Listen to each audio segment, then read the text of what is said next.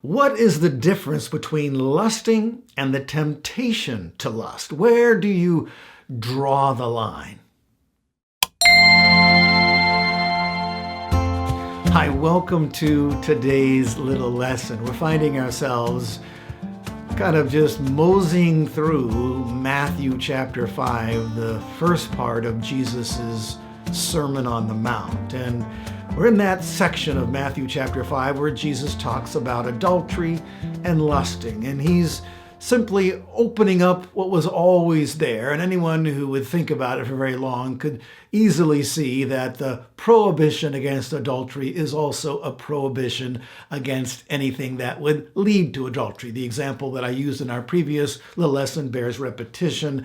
When God said, "Don't commit adultery," he obviously didn't mean it was okay to do everything right up until the point of adultery. Right? Right. And so if we take that backwards through all the things that would ultimately lead to intercourse, okay, and I don't want to be any more graphic than that, all the way back, it always starts with lust. And so Jesus says, when you lust, the plan is concocted in your mind. You're thinking about how you can commit the act. You're already dreaming about it. And that's what ultimately would lead to adultery. And so I want my people, my disciples, to be free of that. And when people say, well, that's a higher standard than under the Old Covenant, that shows they haven't read the Old Covenant very closely. I cited a verse from Job, chapter 31 and verse 1, where it was very clear that Job, living in the Old Testament, maybe even before the law of Moses, knew it was wrong to gaze. That's the word that he used, gaze, that is, look with lust at a virgin. Of course, it's not wrong to look at a younger woman and admire her natural beauty. God made women beautiful and attractive in the eyes of the opposite sex. A welcome to the birds and the bees 101 here. Okay, so how could that be possibly wrong? That's one of the ways that God tricks people into getting married. Because he wants you to become like Jesus. And he knows that once he joins you together with somebody and you can't get out of it, that's a real great environment for spiritual growth. Love, sacrifice, and forgiveness, okay? When the honeymoon's over, then the honeydew list starts, okay?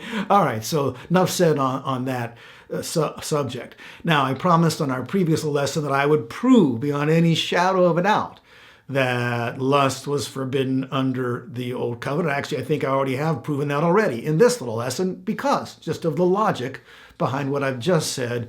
When God said, "Do not commit adultery," a thinking person would realize that includes everything that might lead up to the actual physical act, the technical act of intercourse. Right? Right. But nevertheless, I'm going to go one step further. Okay? And all of this, of course, is to prove the error of the idea that somehow in the Sermon on the Mount, Jesus was raising the standard to a new ethic that had never existed before, and now there's a higher standard that's set by God.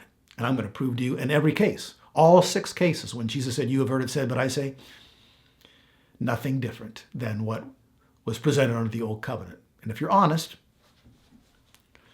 you'll see it. Okay? Well, here we go. This is a pretty familiar verse from Exodus chapter 20. And if you're a Bible student, you know that's where you find the 10 Commandments the very first time, right? Right?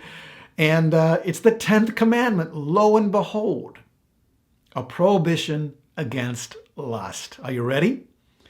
You shall not covet your neighbor's house. Now let's just stop a second because we have a little time. Is it wrong to look at your neighbor's house and say, "Wow, that's a nice house. Man, I wish I could have a house like that"? Is there something inherently evil about admiring your neighbor's house and thinking to yourself, "Man, maybe if I work hard, I could have a house that's like that nice"? I don't know what would be wrong about that. I don't know how it could possibly to live your life and not have a thought like that, at least every once in a while. So what's God forbidding? He's forbidding the coveting. That is, when you're looking at that house and say, I want that house for me.